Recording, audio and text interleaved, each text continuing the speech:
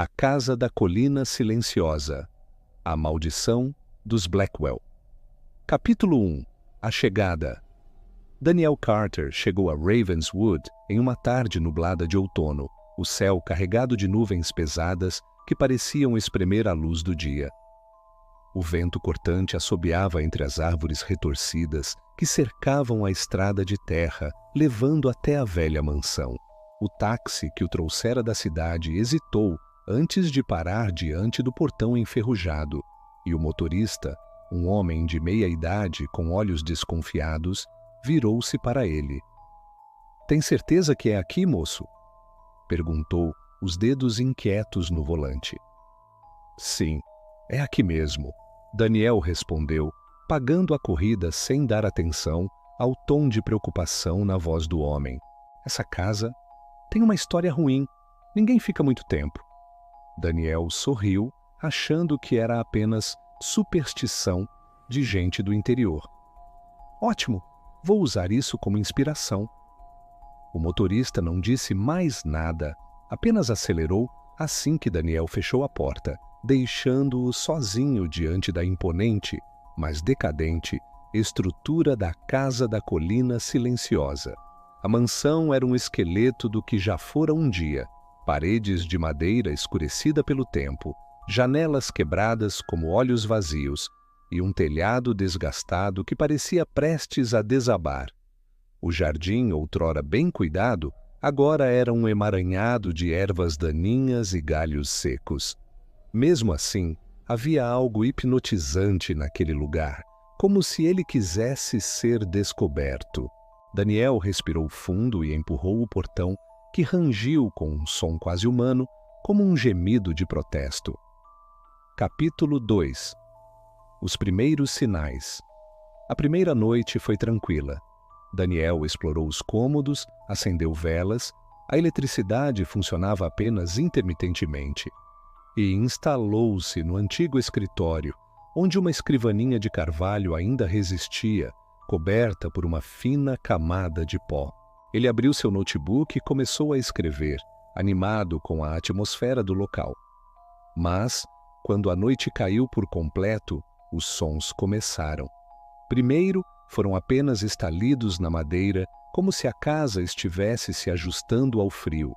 Depois, passos leves no corredor, como os de alguém descalço. Daniel levantou, pegou uma lanterna e foi investigar, mas não havia ninguém. "Deve ser o vento", pensou, tentando se convencer. Mas então, no meio da madrugada, ele acordou com um sussurro bem próximo ao seu ouvido. "Daniel." Ele se sentou de repente, o coração batendo forte. O quarto estava vazio, mas o ar estava gelado, como se algo tivesse passado por ali segundos antes. Foi então que notou a porta do armário, que ele tinha certeza de estar fechada, estava entreaberta. Capítulo 3. A investigação. Na manhã seguinte, decidido a não se deixar levar pelo medo, Daniel foi até a pequena biblioteca municipal de Ravenswood. A bibliotecária, uma senhora de óculos grossos chamada Edith, pareceu reconhecê-lo assim que ele mencionou a Casa da Colina Silenciosa. "Você é o rapaz que alugou a mansão Blackwell, não é?" perguntou, os olhos estreitados. "Sim, estou pesquisando sua história para um livro." Ela suspirou, como se já tivesse visto essa cena antes. "Não é uma história feliz.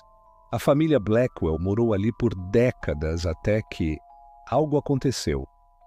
"Algo?" Elias Blackwell, o patriarca, era um homem obcecado por ocultismo. Dizem que ele tentou abrir um portal para o outro lado. Ela baixou a voz. E conseguiu. Daniel sentiu um arrepio percorrer sua espinha. "O que aconteceu com eles?" "Desapareceram. Todos. Exceto." Edith hesitou. Então pegou um velho jornal empoeirado e o abriu em uma página específica. A manchete dizia: "Tragédia na mansão Blackwell. Criança encontrada morta em ritual macabro." A foto mostrava uma menina de vestido branco, os olhos escuros e vazios. Lillian Blackwell. Ela era a filha mais nova. Alguns dizem que Elias a usou como sacrifício, outros que ela voltou depois de morta. Daniel engoliu seco. E os outros corpos? Nunca foram encontrados. Capítulo 4. O sótão. De volta à casa, Daniel sentiu que o ar estava mais pesado, como se a casa soubesse que ele estava cavando seus segredos. Naquela noite, os sons se intensificaram. Risadas, choros, algo arranhando a porta do quarto. Determinado a acabar com aquilo, Daniel pegou uma faca da cozinha. Não sabia ao certo contra o que estaria se defendendo, mas era melhor que nada, e subiu até o sótão, onde suspeitava que o pior estava escondido.